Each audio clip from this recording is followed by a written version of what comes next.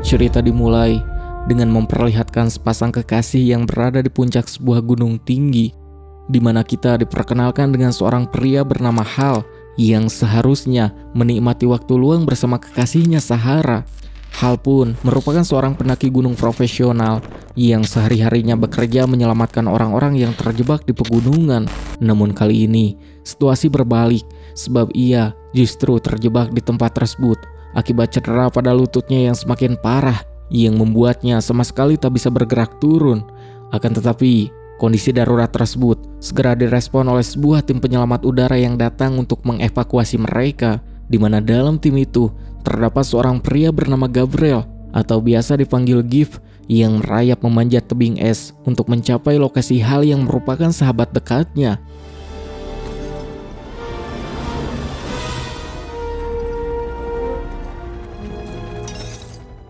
Merasa membutuhkan bantuan tambahan, sebuah helikopter penyelamat yang dipiloti oleh Jessica, kekasih dari Giv, ikut tiba di lokasi. Namun tepat di momen tersebut, Jessica menyadari bahwa kontur area tempat Hal berada terlalu sempit untuk melakukan pendaratan langsung. Oleh karena itu, ia mengambil keputusan untuk mendarat helikopter di puncak gunung sebelah yang memiliki area lebih landai. Hingga di tengah keterbatasan tersebut, Jessica mengirimkan sebuah bentangan kabel baja menuju tempat Hal dan Sahara berada agar mereka bisa menyeberang menggunakan katrol seling menuju kabin helikopter. Hal menjadi orang pertama yang berhasil melewati kabel baja tersebut dan mendarat dengan selamat, yang mana setelah itu giliran Sahara yang dipasang pada tali pengaman.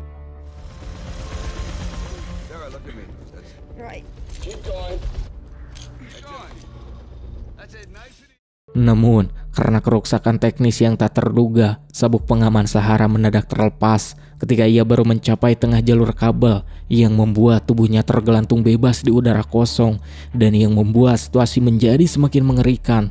Tepat di bawah kakinya terbentang jurang sedalam 4.000 kaki yang jika ia terjatuh, mustahil baginya untuk selamat. Gifun mencoba peruntungannya dengan merangkak nekat melalui kabel baja untuk menjangkau posisi Sahara. Hal sempat berulang kali berteriak melarangnya karena kabel teknis tersebut tak akan mampu menahan beban 2 orang sekaligus. Namun hasilnya nihil sebab Giv tetap memaksakan diri. Akan tetapi berkat aksi nekat tersebut, Giv berhasil mencengkeram tangan Sahara tepat saat sabuk pengamannya putus total. Hingga ketegangan semakin memuncak ketika Giv berusaha sekuat tenaga menarik Sahara ke atas. Sebuah kenyataan buruk terjadi, yaitu material sarung tangan Sahara mulai tergelincir perlahan akibat gesekan es.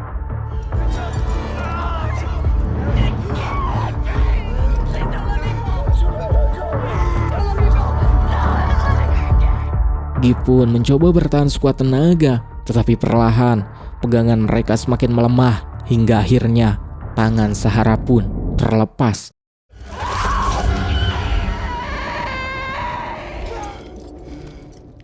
Kejadian itu pun benar-benar menghancurkan mental Hal, Jessica, dan Giv karena merasa telah gagal total menyelamatkan nyawa Sahara.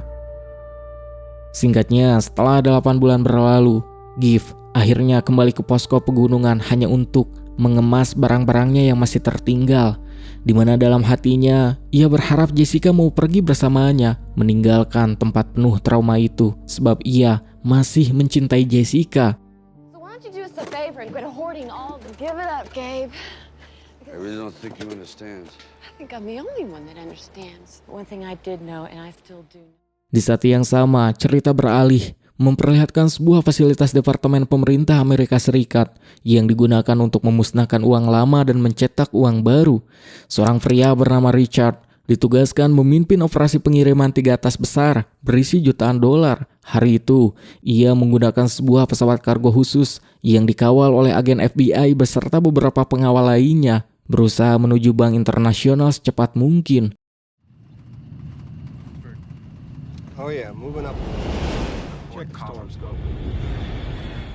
Namun, di tengah perjalanan, agen FBI mendeteksi adanya anomali pada radar komunikasi. Juga di saat bersamaan, ia melihat sebuah pesawat jet hitam lain yang terus mengikuti jalur penerbangan mereka. Agen FBI itu pun segera memberikan laporan darurat kepada Richard. Akan tetapi, tanpa diketahui siapapun, Richard ternyata setelah melakukan pembangkangan dan bekerja sama dengan kelompok penjahat yang mengejar mereka. Tanpa ragu, Richard langsung menarik senjata dan menjedor maut agen FBI tersebut beserta para pengawal lainnya di dalam kabin pesawat. Zero Tango Tango. Is frequency, what is your heading speed and level? Over. Over. 5 Lima, we're opening up. 150, commence descent to flight level. Kejadian berlanjut ketika anak buah Richard membuka pintu palka belakang pesawat dan memasang bentangan kabel baja besar yang terhubung langsung ke moncong pesawat kedua, yang mana rencana mereka adalah memindahkan 3 tas besar berisi jutaan dolar itu di tengah hampanya udara. Ketika proses pemindahan berlangsung, mereka dikejutkan oleh agen FBI yang ternyata masih hidup, dan yang lebih mengejutkan lagi, meskipun terluka parah, agen tersebut menggunakan sisa tenaganya untuk melawan dan mulai menembaki kru di dalam kabin pesawat kedua. Hooked up and ready. I'm at the cases. Stay in front.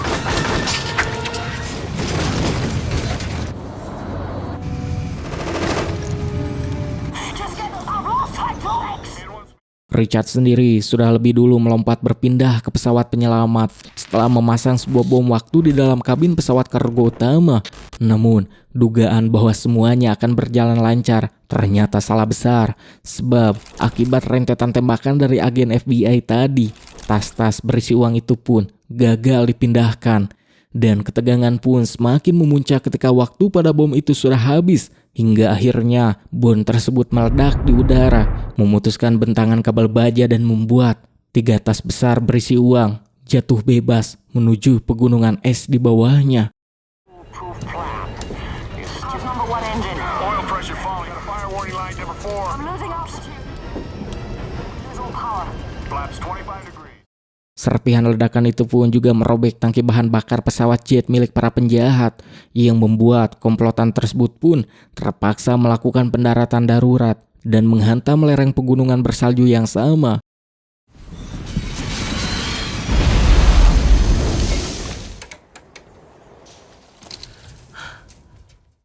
Dalam kondisi terjepit di lembah es yang sangat berbahaya, mereka pun menggunakan sisa komponen radio pesawat untuk mengirimkan sinyal panggilan darurat palsu, yang secara mengejutkan, frekuensi radio panggilan palsu itu tersambung langsung ke unit radio milik HAL, yang mana mereka pun lalu berbohong dengan mengaku sebagai 5 turis yang tersesat. Melihat cuaca serta badai salju yang menutup seluruh jalur penerbangan helikopter, HAL mengambil keputusan nekat untuk bergerak sendiri dengan berjalan kaki menyisir jalur pendakian. Jessica yang mengetahui hal itu segera menemui Giff dan meminta bantuannya, sebab tak ada orang yang lebih mengenal seluk-beluk pegunungan itu selain dirinya. Namun sayang, karena Giff masih hancur akibat kejadian di masa lalu, ia pun langsung menolak keras dan memilih pergi meninggalkan Jessica.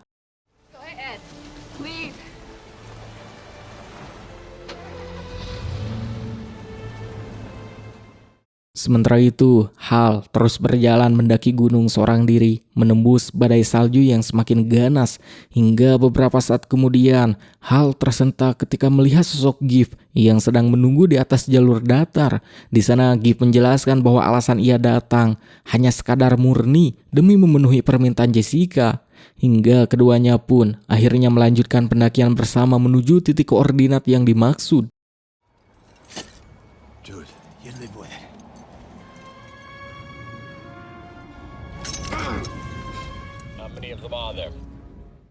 Setelah perjalanan panjang menembus badai salju, HAL dan Giff akhirnya tiba di titik koordinat yang dimaksud. Namun, begitu sampai di lokasi, mereka justru langsung ditangkap secara brutal di bawah todongan senjata laras panjang. What's going on? Fly in this weather. Is either of you a chop up? Well, Tucker and Walker, we're missing 3 bags. It's $100 million, the usual stuff. HAL dan Giff pun menyadari bahwa panggilan darurat sebelumnya hanyalah sebuah jebakan. Mereka ternyata telah masuk ke perangkap kelompok tentara bayaran bersenjata lengkap yang dipimpin oleh Eric, seorang buronan internasional kelas kakap yang menjadi target utama FBI.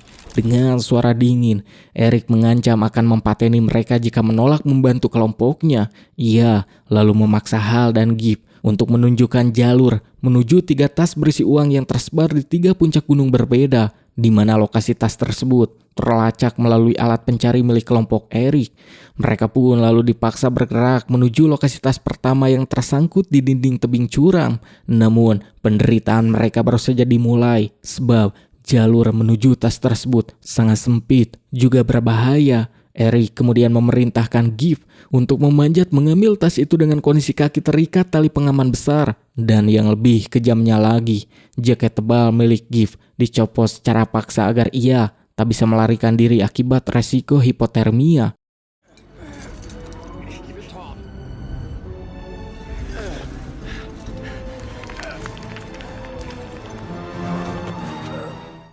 Dengan kemampuan yang ia miliki sebagai pendaki profesional, Gibb akhirnya berhasil mencapai posisi tas pertama dan langsung mengamankannya. Namun sayangnya, kelegaan itu hanya berlangsung sesaat sebab Eric ternyata memiliki rencana lain, di mana ia diam-diam memerintahkan anak buahnya untuk menjedor Gibb setelah ia turun membawa tas tersebut. Hal yang mendengar rencana itu langsung berteriak memperingatkan Gibb agar tidak kembali turun, dan tindakan itu pun membuat Eric seketika murka. Yang karena panik, ia pun memerintahkan pasukannya menarik tali pengaman Gibb secara paksa. Namun, Gibb tak tinggal diam. Di tengah situasi kritis, ia bergerak cepat mengambil pisau dan memotong tali pengikat hingga putus. Hingga rentetan tembakan dari anak buah Eric pun langsung mengguncang area sekitar, dan ketegangan semakin memuncak saat getaran tersebut membuat lapisan salju tebal di atas gunung runtuh yang menyebabkan longsoran besar.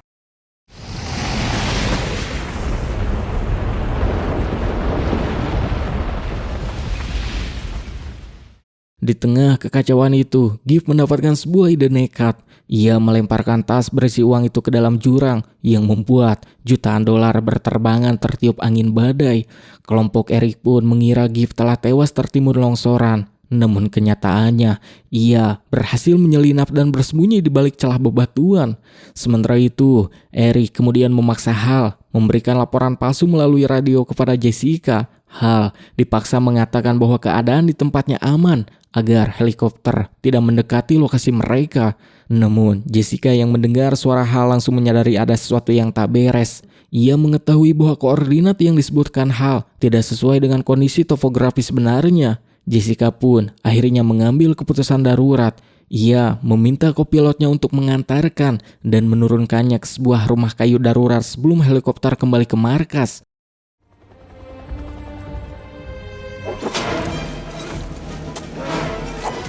Gibb yang terus bergerak menembus badai salju tanpa perlindungan akhirnya berhasil mencapai rumah kayu tersebut. Jessica pun langsung mengevakuasi Gibb yang tubuhnya hampir membeku, yang mana masih dengan tekad menyelamatkan Hal. Gibb menjelaskan seluruh kejadian dan meminta Jessica agar bergerak cepat menuju lokasi tas kedua sebelum Eric dan kelompoknya menemukan tas tersebut. Menyadari waktu semakin sempit, Gibb dan Jessica segera menyiapkan perlengkapan lalu bergerak taktis menembus badai salju untuk mencari tas kedua.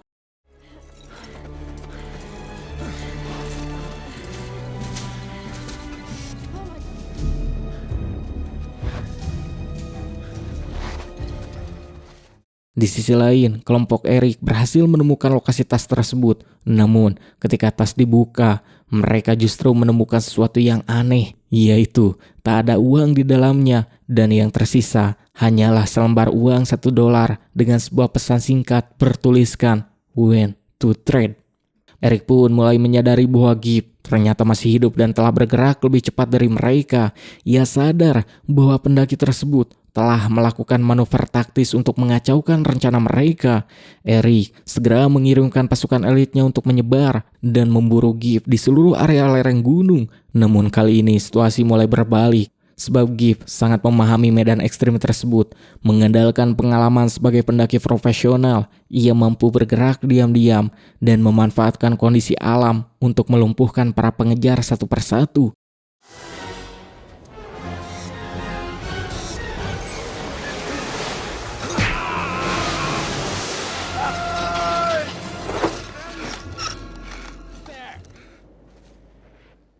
Tak Tak lama kemudian, setelah berhasil menghadapi para tentara bayaran yang mengejarnya, Giff dan Jessica bergerak menuju sebuah celah aman di antara bebatuan besar yang karena suhu yang semakin ekstrim, mereka pun terpaksa mengambil keputusan sulit di mana mereka membakar sebagian uang dolar dari tas kedua sebagai bahan perapian darurat agar dapat bertahan hidup. Sementara itu, Hal yang masih berada di bawah kendali Eric mulai menyusun rencana sendiri. Hal pun sengaja memberikan informasi jalur yang salah kepada Eric agar kelompok tersebut mengambil rute yang lebih panjang. Tujuannya jelas, yaitu untuk mengulur waktu agar Giff bisa lebih dahulu mencapai lokasi tas ketiga. Okay, just like you said. Said there was a way across.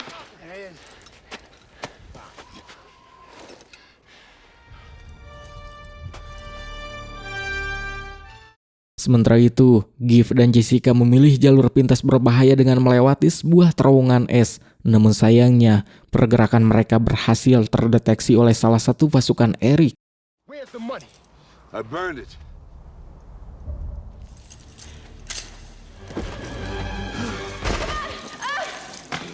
Where is he now? He dropped down into some cave. Tanpa membuang waktu, bebengok Eric memasang bom peledak otomatis di bagian atas pintu masuk terowongan hingga ketegangan pun semakin memuncak ketika Giff dan Jessica tepat berada di bawah posisi bom tersebut. Namun sebelum alat itu meledak, Hal berhasil merebut radio milik Eric secara paksa dan langsung mengirimkan peringatan darurat kepada Giff.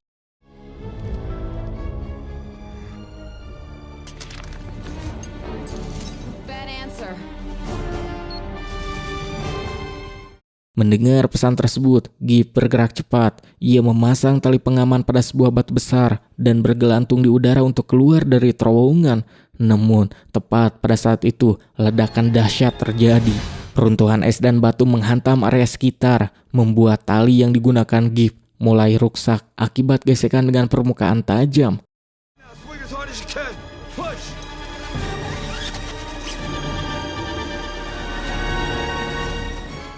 Giff berhasil meraih tebing darurat di sisi gua, namun Jessica kehilangan pijakan dan mulai jatuh menuju jurang. Dan situasi maut ini pun sangat mirip dengan kejadian tragis ketika ia gagal menyelamatkan Sahara dulu. Namun kali ini, Giff menolak menyerah pada takdir yang sama, di mana dengan seluruh kekuatan yang tersisa, Giff akhirnya berhasil menarik Jessica ke tempat yang lebih aman. Dan setelah berhasil selamat, Giff meminta Jessica turun mencari bantuan luar, sementara ia memilih bergerak sendiri mencari tas ketiga demi menyelamatkan nyawa Hal.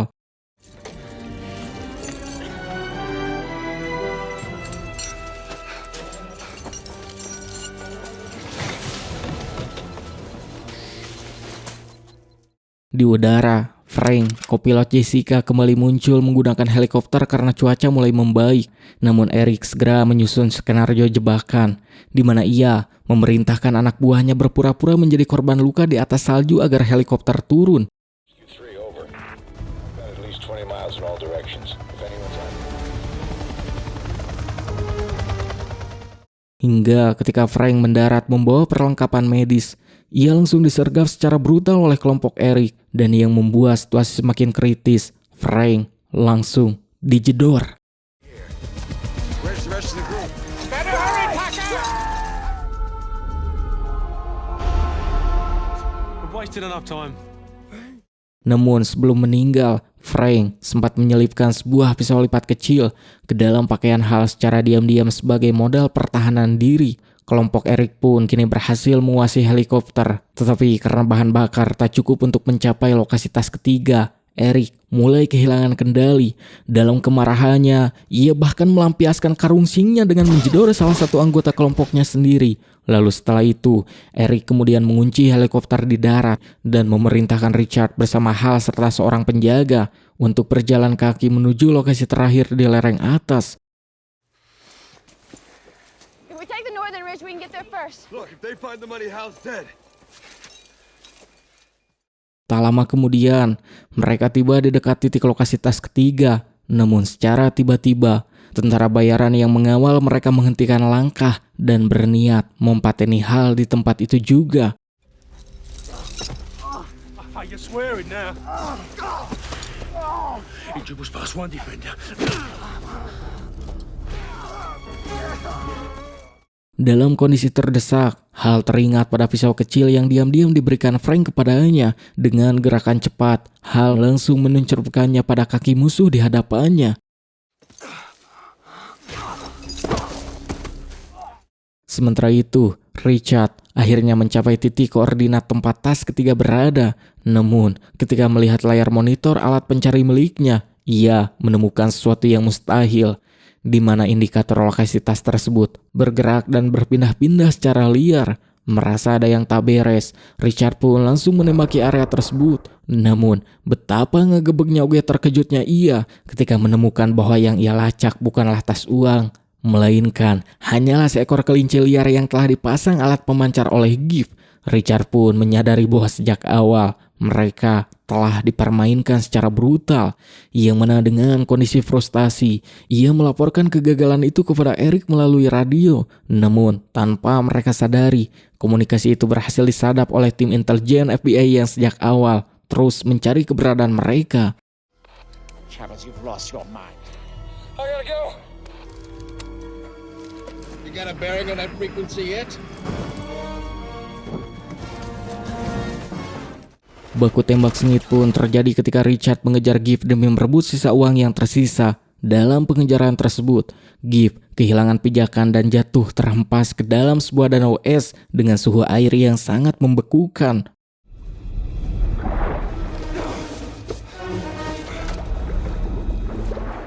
Richard tertawa puas dan mengira kemenangan sudah berada di tangannya. Namun, dari dalam air, Giff mengeluarkan senjata dan melakukan serangan balasan yang membuat Richard seketika tewas. Namun, perjuangan mereka belumlah selesai, sebab Eric yang memantau dari kokpit helikopter melihat sosok Jessica melambaikan tangan dari bawah tebing. Yang karena Jessica mengira jika helikopter tersebut adalah milik Frank, Eric pun segera mendarat dan langsung menjadikan Jessica sebagai sandera baru. They had a mechanical, sir. It's Go on, talk. Eric lalu menghubungi Giff melalui radio, mengancam akan mempateni Jessica jika Giff tak membawa seluruh sisa tas uang menuju puncak gunung tertinggi. Tanpa pilihan lain, Giff pun mengikuti perintah tersebut demi menyelamatkan nyawa Jessica. You're a real piece of work. Setibanya di puncak, Giff memberikan syarat taktis, meminta agar Jessica diturunkan lebih dahulu menggunakan tali pengaman sebelum uang diberikan. come on. Come and get it. Closer. Setelah Jessica berhasil sampai di tempat aman, Giff berjalan mendekati helikopter sambil membawa tas uang. Namun secara mengejutkan, ia melakukan sesuatu di luar akal sehat. Disinilah Giff melemparkan tas uang tersebut langsung ke arah baling-baling helikopter yang sedang berputar kencang. Tas itu pun seketika hancur berkeping-keping dan seluruh lembaran dolar kertas hancur berterbangan. Akan tetapi tak berhenti di sana, Giff meraih pengait besi dari kabel helikopter lalu memasangnya secara paksa pada struktur tangan besi yang tertanam kokoh di dinding tebing.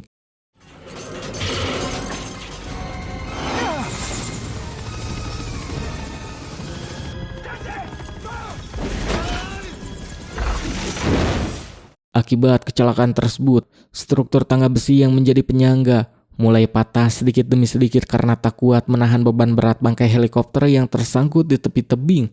Situasi pun kembali menjadi sangat berbahaya, membuat peluang keselamatan berada di titik terendah. Sebelum semuanya runtuh amblas, Giff mengambil keputusan terakhir. Ia melepaskan pegangannya, melompat bebas, dan berhasil meraih tonjolan batu tebing yang lebih aman.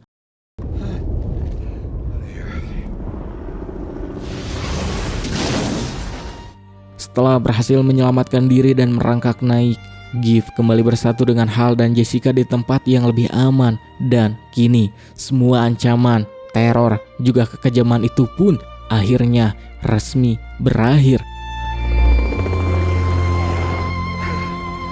Get it by yourselves. Over. For the three of you, if you can sit tight for a while. Dari film ini kita belajar bahwa hidup seringkali membawa kita ke dalam situasi yang tak terduga, situasi yang membuat kita harus memilih bertahan atau menyerah. Melalui perjuangan mereka, kita diajarkan bahwa keberanian paling murni bukan berarti tak merasa takut, tetapi tetap melangkah maju meski rasa takut itu selalu ada. Dalam situasi yang bisa membuat kita langsung menyerah sekalipun, harapan masih bisa menjadi pegangan, kepercayaan bisa menjadi penyelamat itu sendiri, dan ketegaran untuk tetap berada di jalan yang kita daki bisa menghasilkan apa yang tak pernah kita bayangkan. Film ini mengingatkan kita bahwa setiap orang bisa jatuh, bisa terluka, bahkan hampir menyerah. Namun perlu dicatat oleh kalian, yang membedakan adalah siapa yang tetap ingin bangkit, terus berjalan, mampu untuk mempercayai orang lain, dan terus berjuang hingga akhir. Segitu saja untuk video kali ini. Like dan subrek jika kalian menyukai videonya. Bray Seprakan Cakru yang bertugas pamit undur pamit ungkur dari hadapan Anda. Jumpa lagi di cerita-cerita seru lainnya. Dan bye.